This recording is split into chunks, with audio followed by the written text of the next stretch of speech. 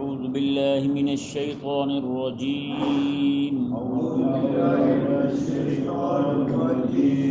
بسم الله الرحمن الرحيم. لا يغرنك تقلب الذين كفروا في البلاد متاع قليل ثم مأواهم جهنم وبئس المهاد. لكن الذين اتقوا ربهم لهم جنات تجري من تحتها الأنهار خالدين فيها نزلا من عند الله وما عند الله خير للأبرار. وإن من أهل الكتاب لمن يؤمن بالله وما أنزل إليكم وما أنزل إليهم خاشعين لله لا يشترون بآيات الله ثمنا قليلا أولئك لهم أجرهم عند ربهم إن الله سريع الحساب. يا أيها الذين آمنوا اصبروا وصابروا ورابطوا واتقوا الله لعلكم تفلحون.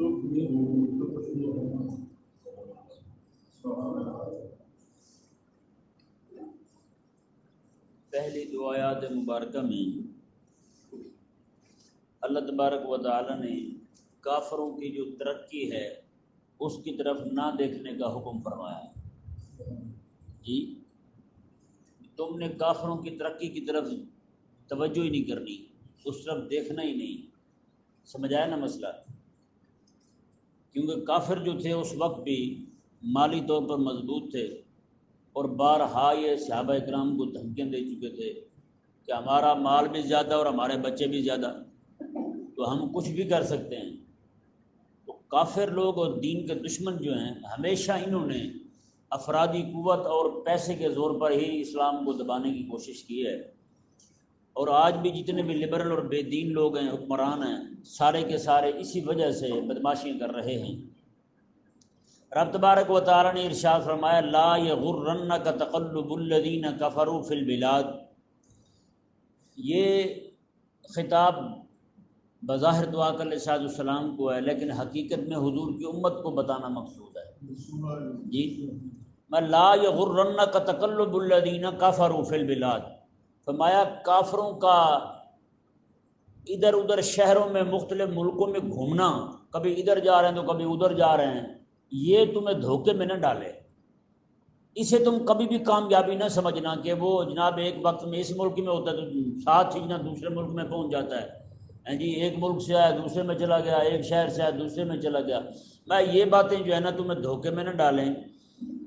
متاع قلیل، فرمایا ان کا ایک ملک سے دوسرے ملک، ایک شہر سے دوسرے شہر کا جو ان کے ٹور ہیں، اور فرمایا کہ ان کے جو تجارتی سفر ہیں، متاع قلیل، فرمایا یہ تو تھوڑا سامان ہے، یہ تھوڑا ہے. اور ثم مأواہم جہنم، پھر ان کا ٹھکانہ جہنم ہے، پھر ان کا ٹھکانہ جہنم ہے.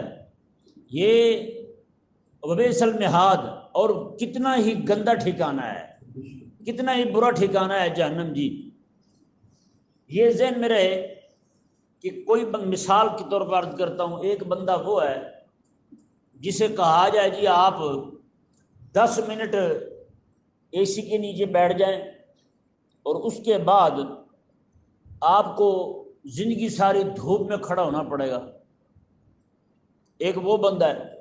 دوسرا بندہ وہ ہے جسے کہا جائے جی آپ 10 منٹ بس دھوپ میں کھڑے ہو جائیں، 10 منٹ آپ مشقت اور مصیبت تکلیف برداشت کر لیں، اس کے بعد آپ زندگی ساری آپ ٹھنڈ میں بیٹھے رہیں، اے سی میں بیٹھے رہیں۔ بتائیں ان دونوں میں نفع میں کون ہے؟ جڑا زندگی ساری اے سی کے نیچے بیٹھا ہے جو بندہ، یہی ہے نا جی۔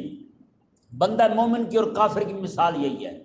پچھلے دنوں بھی یہ مسئلہ گزرا تھا تو میں نے وہاں بھی عرض کیا تھا، بندہ مومن جو ہے اسے صرف دنیا کی تکلیف اٹھانے کا، دنیا میں مشقت برداشت کرنے کا کہا گیا کہ یہ دنیا کی زندگی، یہ 4 دن کی زندگی ہے، اس نے ختم ہو جانا ہے۔ سمجھ آیا نا مسئلہ؟ تو اس نے ختم ہو جانا ہے۔ تم نے یہ نہیں سوچنا کہ کافر جو ہیں ان کے پاس زیادہ مال ہے، وہ دولت زیادہ رکھتے ہیں، لہٰذا ہم تو پیچھے رہ گئے، ہم نے کیا ترقی کی ہے، ساری چیزیں تو کافر بن نہ، یہ تم نے نہیں سوچنا۔ تم نے صرف یہ دیکھنا ہے کہ یہ دنیا ہے، اور دنیا جو ہے یہ ہمیشہ رہنے والی جگہ نہیں ہے۔ الدنیا سجن المومن، دنیا جو ہے یہ بندہ مومن کے لیے قید خانہ ہے۔ تو میں تھوڑی سی تم دقت برداشت کر لو، اس کے بعد قیامت جب قائم ہوگی، جنت میں تم جاؤ گے تو پھر دائمی طور پر تمہارے لیے آسانی ہی آسانی جی۔ اور فرمایا یہ کافر جو ہیں یہ کچھ وقت کے لیے دنیا میں آسانی میں ہیں، لیکن جیسے یہ مرتے گئے قبر میں بھی ان کے لیے عذاب ہے، اور حشر میں بھی دائمی طور پر یہ عذاب میں مبتلا رہیں گے۔ تو اب بتائیں ترقی میں کون ہے؟ بندہ مومن ہے نا جی، مومن ترقی میں ہے، نفع میں مومن ہے۔ تو پھر بندہ مومن کو نہیں چاہیے کہ وہ کافروں کی ترقی کو دیکھے۔ اچھا ایک بات اور بھی عرض کرتا ہوں، ہمارے لوگ کہتے ہیں جی دیکھیں جی کافر جو فلاں فلاں چیز ایجاد کر رہے ہیں، ہم نہیں کر رہے۔ بھائی خدا کے بندو، تمہیں خدا کا شکر کرنا چاہیے کہ تمہاری ضرورت کی چیزیں بنانے کے لیے بھی رب تعالیٰ نے انہیں رکھا ہوا ہے، نہیں سمجھے؟ رب تبارک و تعالیٰ نے تمہیں فارغ البال رکھا کہ تاکہ تم اس کی عبادت کر سکو صحیح طرح۔ اچھا اب بتائیں جی یہ زیادہ ضروری ہے اے سی، یا پھر کھانے کے لیے روٹی زیادہ ضروری ہے؟ روٹی زیادہ ضروری ہے نا۔ اب جو کسان بیچارہ کاشت کرتا ہے، سارا کام کرتا ہے، کبھی انہوں نے اس کے لیے تو نہیں کہا جس کی وجہ سے جناب اس تک گندم پہنچ رہا ہے، روٹی پہنچ رہی ہے، کبھی انہوں نے اس کے لیے نہیں کہا جناب یہ کسان جنت میں جائیں گے، کیوں؟ یہ ہماری روٹی کا بندوبست کرتے ہیں۔ انگریز کے لیے بھاگ بھاگ کے یہ دعائیں کرتے ہیں اور کہتے ہیں جی وہ جنت میں جائیں کیونکہ اس نے موبائل بنایا ہے۔ زیادہ ضرورت کی چیز تمہارے لیے کیا ہے؟ اتنے عقل کے اندھے ہوئے ہیں۔ اسی لیے رب تبارک و تعالیٰ نے فرمایا میں تم نے ان کی ترقی کی طرف بھی نہیں دیکھنا، اور رسول اللہ علیہ السلام نے فرمایا کہ تم نے ان کافروں کے مال و اسباب کی طرف بھی نہیں دیکھنا۔ میں دیکھو گے تو پھر تمہارا جی للچائے گا، تم کہو گے جی ہم تو پیچھے رہ گئے، ہم سے تو کچھ بھی نہیں ہوا۔ نہ نہ نہ، رب تعالیٰ نے فرمایا لا یغرنک تقلب الذین کفروا فی البلاد، میں کافروں کا یہ اہل بہلے شہروں میں مختلف ملکوں میں گھومنا تمہیں دھوکے میں مبتلا نہ کرے۔ اب بتائیں یہ لوگ دھوکے میں مبتلا ہوئے یا نہیں ہوئے؟ جو بیٹھ کے اسی خبط میں مبتلا ہیں، یار کافر کہاں پہنچ گیا، ہم ادھر ہی پھرتے ہیں۔ نہیں، یہ نہیں سوچنا۔ سمجھ آیا مسئلہ؟ نہیں آیا؟ اور دیکھیں جی، اور اکثر کہتے ہیں جی دیکھیں جی کافر تو چاند پہ پہنچ گیا اور ہم ادھر ہی پھرتے ہیں۔ ہم ان کو کہتے ہیں چاند پر سب سے پہلے کون گیا جی؟ ان کے کہنے کے مطابق جو لوگ گئے ہیں انگریز چاند پر، ان کے بقول پہلے کون گیا؟ پہلے کتی گئی تھی۔ کون گئی تھی؟ کتیا گئی تھی۔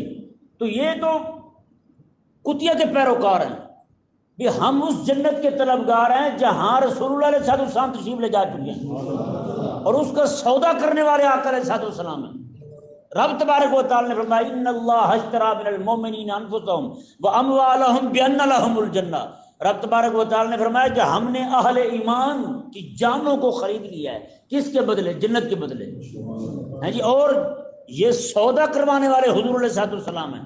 یعنی رب تبارک و تعالی نے محبوب کریم علیہ السلام کو فرمایا کہ حبیب آپ اپنے غلام مجھے دے دیں۔ آقا علیہ السلام نے عرض کیا مولا تو کیا دے گا؟ رب تعالی نے فرمایا میں جنت دوں گا۔ ہاں جی، ابو بکر کے بدلے جنت، عمر کے بدلے جنت، عثمان کے بدلے جنت، طلحہ و زبیر کے بدلے جنت، مولا علی کے بدلے جنت، حضرت سیدنا امام حسن الحسین کے بدلے جنت۔ تو یہ علماء نے آقا علیہ السلام کے معراج کی وجوہات اور اسباب میں سے ایک وجہ یہ بھی بیان کی ہے کہ آقا علیہ السلام کو رب تبارک و تعالی جنت دکھائے۔ کیوں؟ کہ رب تبارک و تعالیٰ نے تو محبوب کریم علیہ السلام کے غلام سارے دیکھے ہوئے ہیں، جو چیز رب لے رہا ہے وہ تو رب نے دیکھے ہوئے ہیں، اور جو چیز رب نے دینی تھی حضور کے غلاموں کو رب نے فرمایا حبیب آ جا تو بھی دیکھ جا۔ بتائیں جی، وہ ترقی اصل ترقی ہے جی، اسی طرف ہمیں دیکھنا چاہیے۔ رب تعالیٰ نے ارشاد فرمایا لیکن الذین اتقوا ربہم لہم، لیکن وہ لوگ جو اپنے رب سے ڈرتے ہیں نا جی، لہم جنات تجری من تحتہا الانہار، میں ان کے لیے جنتیں ہیں، ان کے لیے کیا ہیں؟ جنتیں ہیں، تجری من تحتہا الانہار، میں اس کے نیچے نہریں جاری ہیں۔ ترقی اصل یہ ہے کہ بندہ جنت کے دروازے پر جا پہنچے، یہ ترقی نہیں ہے کہ دنیا میں جناب وہ کبھی امریکہ میں تو کبھی لندن میں تو کبھی کہیں یاترا کرنے جائے لیکن آخرت اس کی برباد ہو جائے، نہ نہ نہ، اصل ترقی یہی ہے کہ رب تبارک و تعالیٰ نے ارشاد فرمایا خالدین فیہا، رہیں گے اس میں ہمیشہ ہمیشہ جنت میں، اور رب تعالیٰ نے کیا ارشاد فرمایا نزلا من عند اللہ، تو میں یہ رب کے ہاں مہمانی ہے۔ نزل کہتے ہیں مہمانی کو، کہ رب مہمانی دے رہا ہے ان کو، جی رب اپنا مہمان بنا رہا ہے مومنوں کو، جی۔ اور جو بندہ رب کی دعوت چھوڑ کر، رب کی مہمانی چھوڑ کر کہیں اور جا کے منہ مارے، وہ بھی کوئی دنا بندہ یار، بتائیں۔ رب تعالیٰ نے ارشاد فرمایا وما عند اللہ خیر للابرار، میں جو کچھ رب کے پاس ہے نا یہ نیکوں کے لیے بڑا بہترین ہے۔ اور نیک لوگ تو اسے دیکھتے ہیں جو رب کے پاس ہے، انگریزوں کی طرف، کافروں کی طرف، فرنگیوں کی طرف، زریلوں کی طرف توجہ نہیں کرتے، ان کے ایک شہر سے دوسرے شہر جانا، ایک ملک سے دوسرے ملک جانا، ادھر ادھر گھومتے پھرتے رہنا، اس بات کی طرف توجہ نہیں کرتے۔ مومن کی توجہ ہمیشہ اپنے رب کی طرف ہوتی ہے۔ اور رب تعالیٰ نے ارشاد فرمایا، یہ جو آیت مبارکہ ہے جی، آیت نمبر 199، اس کا شان نزول یہ ہے کہ حضرت نجاشی رضی اللہ تعالیٰ عنہ، آپ حبشہ کے بادشاہ تھے، آپ نے بھی کلمہ پڑھا اور مسلمان ہو گئے، پہلے عیسائی مذہب سے تعلق رکھتے تھے۔ جب آپ کی وفات ہوئی نا جی، مدینہ شریف میں آقا علیہ السلام نے ارشاد فرمایا کہ تمہارا بھائی نجاشی اس دنیا سے پردہ کر گیا ہے، آؤ اٹھو اس کی نماز جنازہ پڑھتے ہیں جی۔ صحابہ کرام علیہ رضوان فرماتے ہیں کہ آقا علیہ السلام بقیع شریف میں کھڑے ہو کر نماز جنازہ پڑھ رہے تھے، اور ہم نے جب دیکھا سامنے تو رب تبارک و تعالیٰ نے مدینہ سے لے کر حبشہ تک سارے پردے ہٹا دیے، اور آقا علیہ السلام مدینے میں کھڑے ہو کر جنازہ پڑھا رہے تھے، اور جنازہ ہمیں حضور کے سامنے نظر آ رہا تھا۔ ایسے آقا علیہ السلام نے جنازہ پڑھا۔ جب جنازہ ہو گیا تو منافقوں نے باتیں کرنی شروع کر دی، وہ تو عیسائی تھا جی، یہ اب عیسائیوں کے بھی جنازے پڑھنے لگ گئے ہیں، انہیں اتنا بھی پتہ نہیں، وہ تو ان کے مذہب کا بھی نہیں تھا، وہ تو مانتا ہی نہیں تھا ان کو، وہ تو کبھی ان کو ملا ہی نہیں، انہوں نے کبھی اس کو دیکھا ہی نہیں۔ انہیں کیا پتہ تھا کہ صحابہ کرام علیہ رضوان کے صرف یہاں ہاتھ اٹھانے کی دیر رب نے سامنے کر دینا اسے، جی۔